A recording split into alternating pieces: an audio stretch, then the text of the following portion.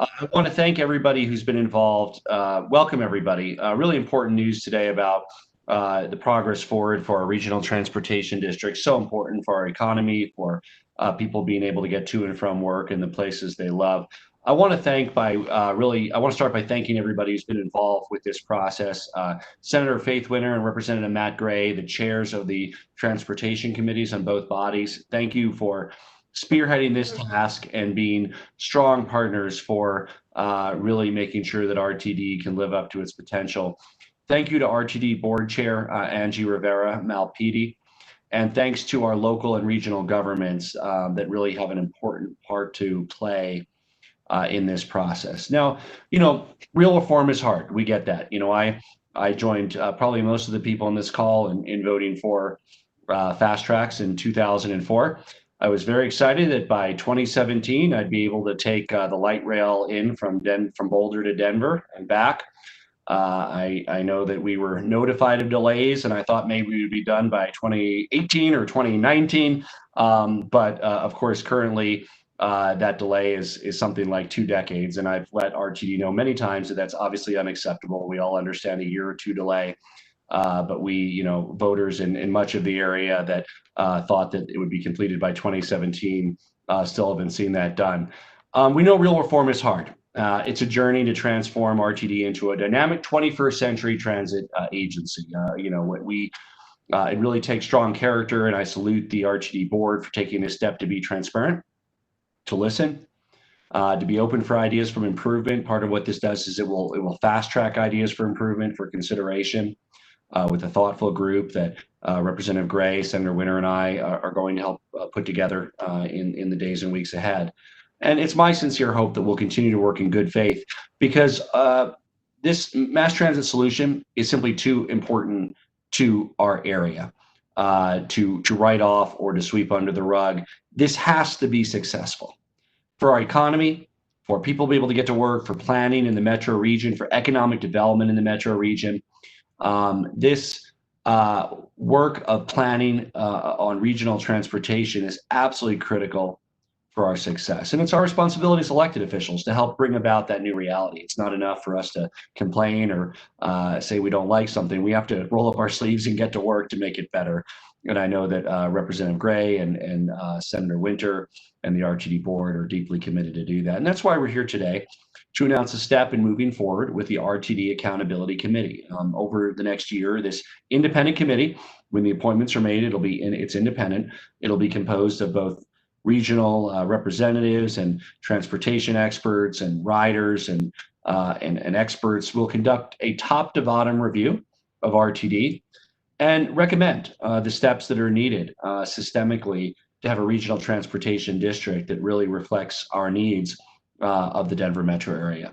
The work's going to include a complete review of recent financials and recent audits, the structure of RTD governance and leadership, a review of the short-term and long-term prioritization of resources to make sure that the limited resources they have are maximized, how RTD can better serve all riders, including those with disabilities, how it can serve transit-dependent populations better, how we can address coverage gaps and prioritize route planning, and how the district can serve its entire service area. And finally, determination of the long-range financial stability of the agency and how we can achieve that stability with the growth we have while meeting the core mission of the Regional Transportation District. The members of this commission have a lot of different expertise: local government, economic development, human resources, multimodal transportation, transportation equity, how it impacts riders with disabilities, financial planning, urban planning. We need all of that thinking, that we really come up with the best process around how we can make sure that the Regional Transportation District is a strong credit to our community and a key partner in making growth work for everyday Coloradans. That natural tension between growth, meaning longer commute times, more traffic, and yet the economic benefits. How can we turn that growth into a positive by having a real regional transportation district that empowers people with the transportation choices in how they get to work or to enjoy their recreation? And look, in RTD, and I think they know this and acknowledge this with this step, they know that they have a lot of work ahead to rebuild the trust of the people that they serve, both regionally as well as vulnerable populations. And especially given the times we live in with the daily protests for justice and equality, there's no better time to apply that equity lens to every part of our society. And of course, that includes movement equity, transportation equity. And RTD is an important part of that picture. So this is a challenge, but it's also an opportunity to really reimagine our transportation system for the 21st century. For a region that is vibrant and growing, that meets the needs of residents and commuters and tourists, gives taxpayers good value for their dollars, meets the needs of our entire community, and really everybody impacted by RTD. And I'm very hopeful for the future. This is just a first step, a thoughtful first step in rolling up our sleeves and getting to work in a collaborative way. And I want to thank RTD for taking this first step. And I look forward to working with our senators, our representatives, and RTD really in the months and years ahead to deliver a transportation system worthy of the people of our great state. With that, I'll turn it over to Senator Faith Winter, the chair of the Transportation Committee in the Senate, who's really been a champion in spearheading the efforts for change. Senator Winter. Great. Thank you so much, Governor Polis, and for all your help on this issue. Thank you to my other transportation chair, Matt Gray, and RTD and all the other partners that have been involved. This is a long time in the making. I actually did start getting involved in RTD in 2004, working on the Fast Tracks initiative as well, carrying petitions for that and turning out young voters for that initiative. And we have to have a strong transit agency if we're going to be successful in the metro region on so many issues. And time again, we've struggled with RTD, and I think this is a new day and a new start and a new collaborative effort to make sure that we are creating that transit agency that we need in the metro region.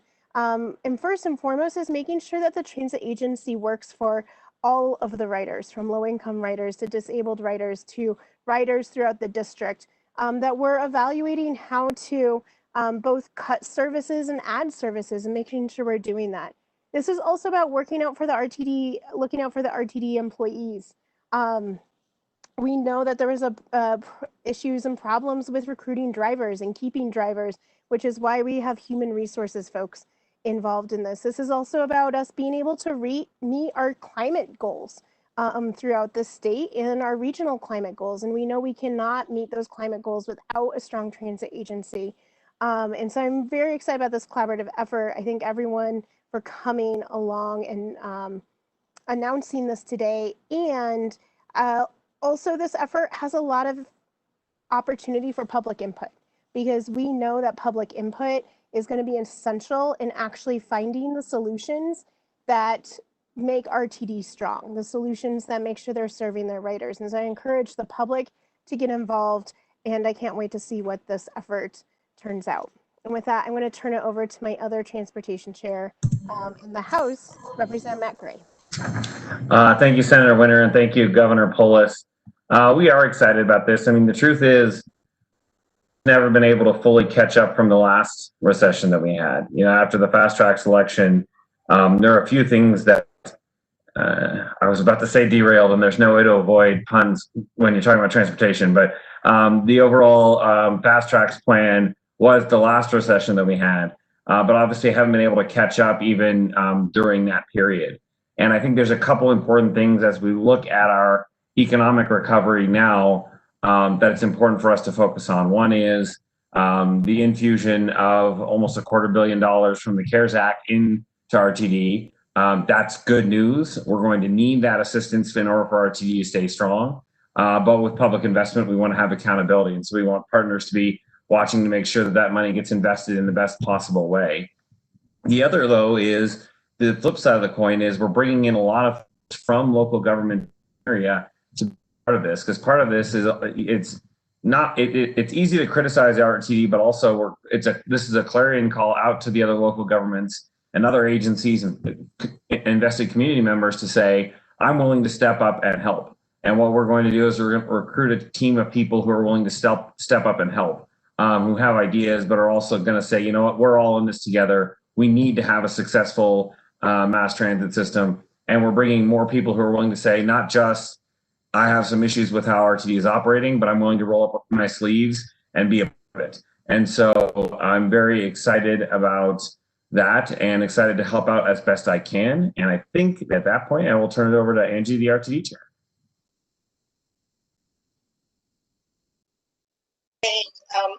Gracias por estar aquí. Bienvenidos a todos. Thank you for the invitation to be here and welcome to everybody. I am absolutely thrilled to be here today, joining Governor Polis, Senator Winter, and Representative Gray as a community advocate and an elected official. This is what true partnership and collaboration looks like to me. Together, we've done a lot of hard work to develop what I believe is a thoughtful process for really taking a deep dive into RTD. And I'd like to thank my colleague on the RTD board, Director Lynn Geisinger, who is our chair of communications and government relations, and all of her work for helping me bring this together. You know, RTD has been facing challenges for quite some time, and we have so many competing priorities of operating one of the largest transit systems in the country, and then COVID hit, further compounding our challenges. We're all dealing with the stress of these uncharted waters. This timing, though, could not be better for this committee to come together. While key community leaders truly have differing views on RTD, I believe that the power of diversity that will come from this committee's representation is going to provide invaluable perception, and that the RTD board is really looking forward to listening to what they have to say. We all want RTDs to succeed, and actually we have to have RTDs succeed, as the governor so poignantly pointed out. For over 50 years, RTD's been the lifeline for so many people. The leader of expanding mobility and a catalyst for economic development. I just want to share with you that the RTD board and staff, we are committed to working with the committee through openness and transparency. And we stand ready to learn from our partners so we can enhance our collective service to everyone. So, thank you. Thank you, Madam Chair. And we are available for questions from the media and participating members of the public. Are there instructions that we need to give for questions? Do we have staff on the call? Reporters will be unmuted in the order in which they responded. Great.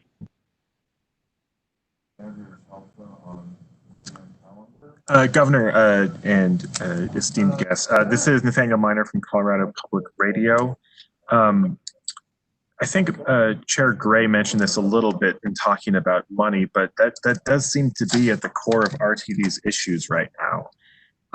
They've been, they promised all these train lines. They've been pushed to meet deadlines for them. They took out a bunch of loans when the Great Recession hit.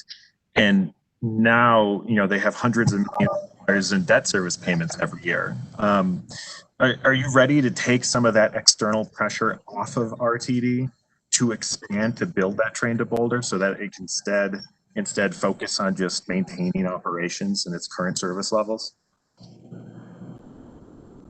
And this is Matt, I guess. Is your question, does the state have financial resources to come in and relieve debt service payments for RTD? No, the question is, are y'all going to stop pressuring RTD to build the Boulder train because it just can't afford to? And it's pretty clear.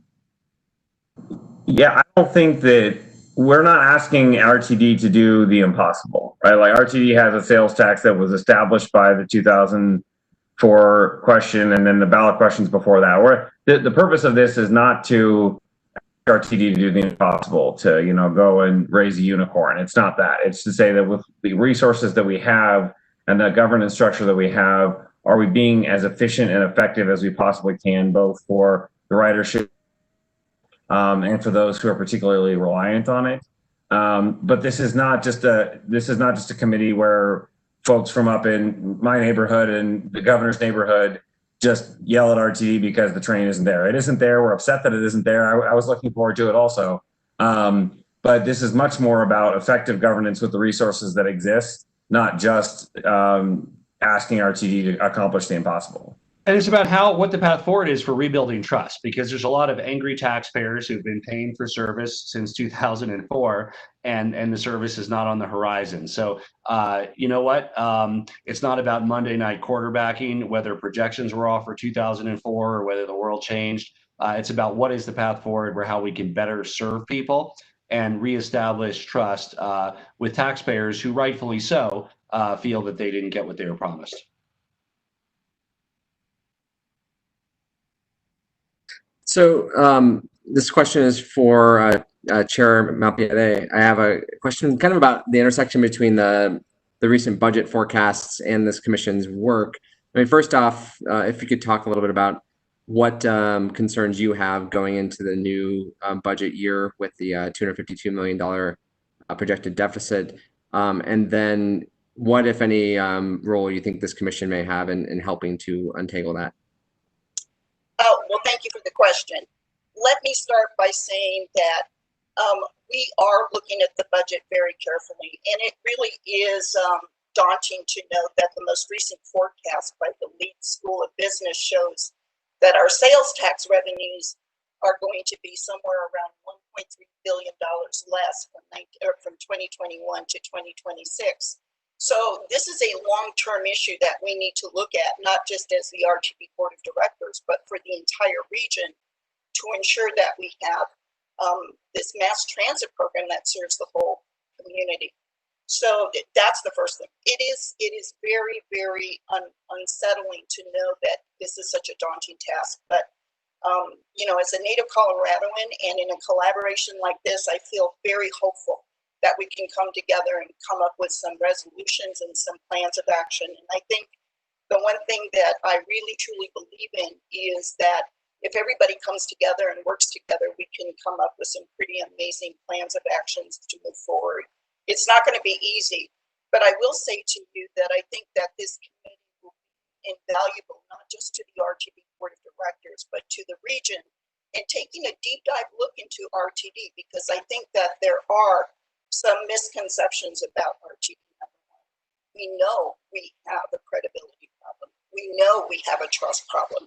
And we are here to say we really have nothing to hide. And in fact, RTD is one of the most audited agencies in the state. We've opened up our books, and we really look forward to having a fresh perspective and an unbiased look to make sure that we're doing things the right way. And if we need to change things, we're open to new ideas and trying new things. So, you know, I'm very optimistic about this committee and how we can work together. Governor Steve Steger from 9 News. Couple of questions for you. Number one, I know that there have been calls in the past for an appointed board or a state appointed power to take over RTD to try to make some of this reform. There was legislation to reform the agency. Why take this advisory approach instead of something with a bit more teeth? And the second question, on the train you talked about at the top there, the train to Longmont and to Boulder, do you think people should be prepared to not ever see that train, just knowing the financial trouble that RTD is in right now? Are you ready to tell people in Boulder and Longmont perhaps that train won't come? Well, look, the train has to come. It was part of the 2004 ballot initiative. So, you know, RTD is required to deliver the train. The actual plan was referenced in the ballot initiative. It's a binding vote of the people. The people can vote for something different, of course, if it's put before the voters in a different way.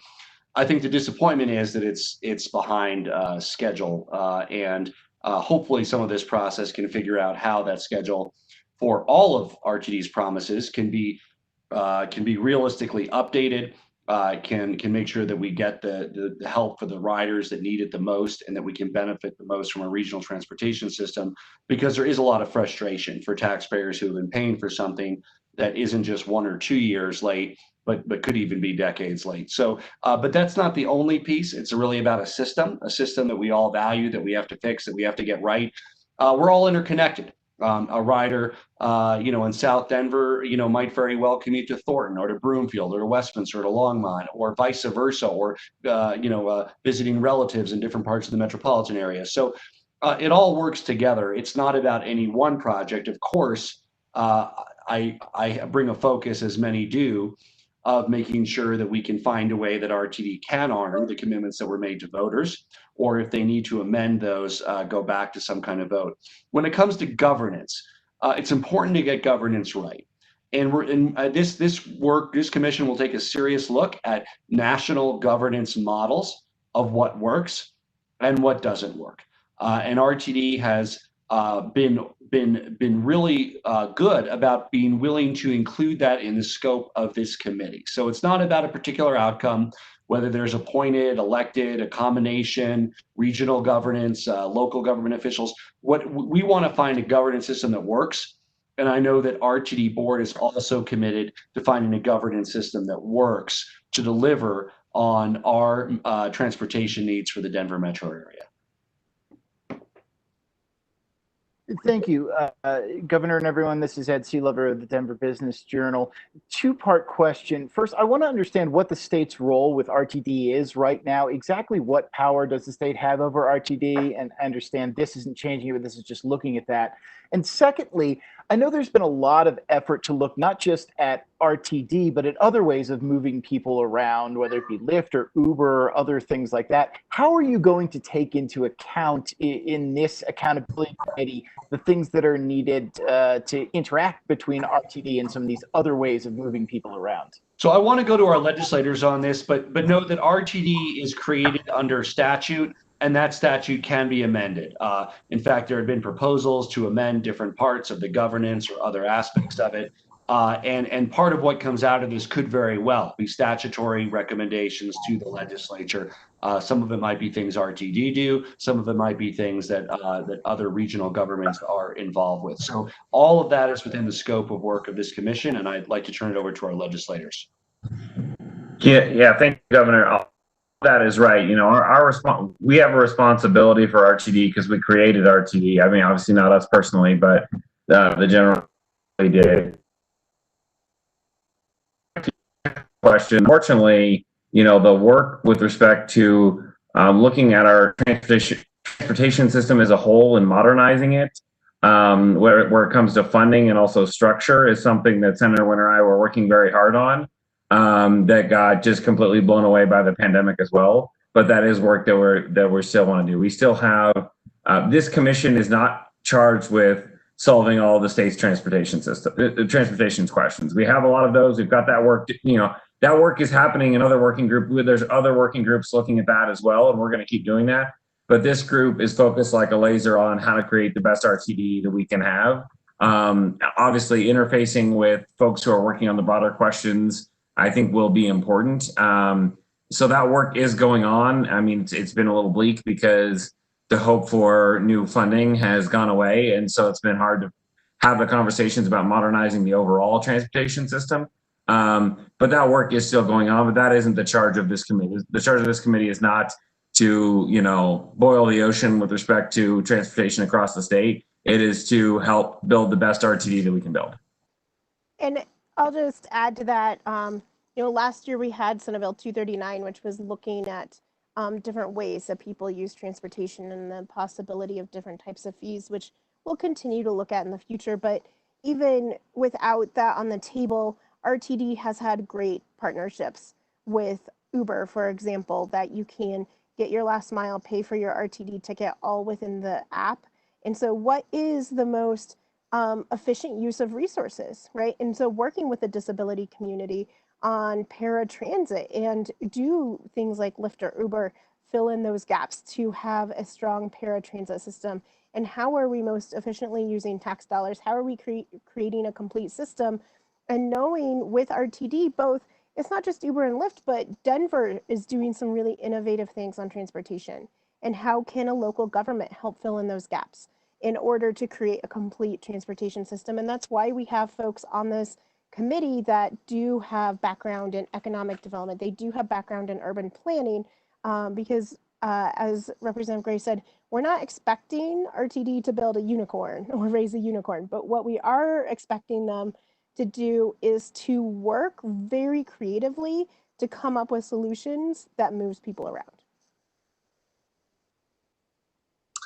Hey there, it's Megan Lopez with Denver 7. First, a question about the independence of the committee. I know you guys said it was independent, but I'm already getting some questions about whether it's truly independent, given the fact that some of the committee members, potential committee members, or their stakeholders in it. And so I'm wondering how you guys are guaranteeing that.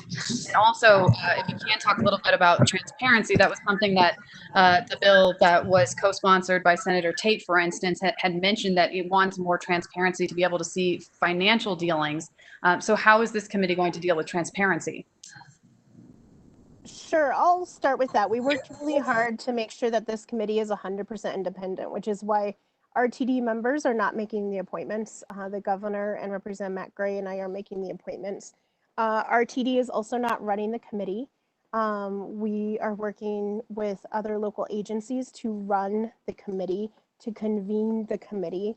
RTD has agreed that this committee gets all access to things like financial records, financial decisions. Also, this committee will be making concrete recommendations to RTD on what actions they should take. And part of that scope of work we're asking about is their financial dealings, is their background on that. And if RTD chooses not to take a recommendation, they actually have to put that in writing and publicly stand by that. So we aren't forcing RTD's hand on anything, but we are making all the recommendations incredibly public. And if they choose not to take a recommendation, that's going to be incredibly public as well. And ultimately, they are an elected board, and public pressure does mean something. So we're making this very transparent, and the actual scope of the commission is to make recommendations on future transparency proposals. And I want to thank you all for participating. You know, what you've heard from Chair Winter and Chair Gray and myself and the RTD board chair is really that, look, we need to roll up our sleeves and get to work. It's easy to complain. It's easy to talk about what RTD doesn't do, but let's try to figure out what RTD can do and make it the very best RTD that Colorado taxpayers and residents really deserve. And that's going to be the work of this committee: best practice in governance, best practice in finance, and a plan for the future and a vision for the future about how RTD can fit into the overall Denver metro area to help meet the transportation needs of businesses and individuals, including people with disabilities. Thank you all for joining us. Thank you.